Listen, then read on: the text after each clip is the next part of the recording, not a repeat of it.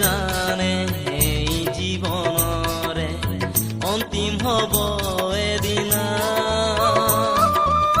সংসাৰৰ সকলো মায়া মোহ এৰি যাব লাগিব এদিনা। সকলো জানে এই জীৱনৰে অন্তিম হ'ব এদিনা।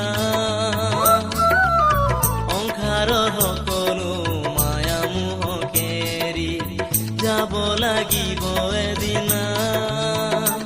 এই আত্মাইনো ক'ত যাব, এই আত্মাইনো ক'ত যাব, ভাবিছানে তুমি আজি, ভাবিছানে তুমি আজি। প্ৰভু যীশু খ্ৰীষ্টৰ সৰ্বশ্ৰেষ্ঠ নামত আপোনালোকক অভিনন্দন জনালোঁ।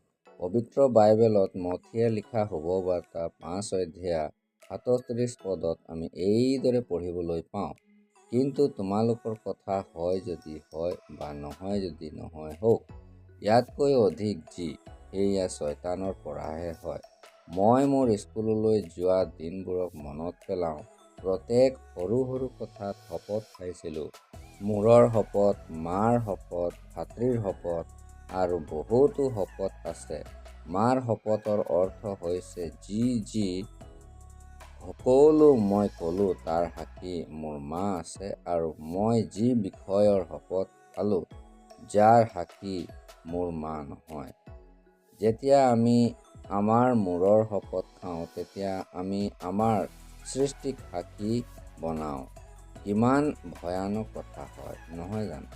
মনুষ্যই শপত খোৱাৰ কাৰণে এইটো যে নিজৰ পাপক লুকুৱাব নোৱাৰে আৰু তাৰ শপত খোৱাৰ দ্বাৰাই এটা ব্যৰ্থ প্ৰচেষ্টা কৰে।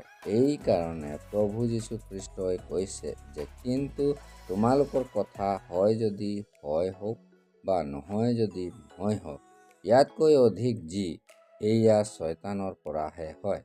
শয়তান অৰ্থ মনুষ্যৰ পাপ স্বভাৱ, যাৰ কাৰণে তেওঁৰ বাবে ৰখা দণ্ড নৰক আছে। এই দণ্ডৰ পৰা মনুষ্যক বচাবলৈ প্ৰভু যীশু খ্ৰীষ্ট এই সংসাৰত দেহধাৰী হ'ল।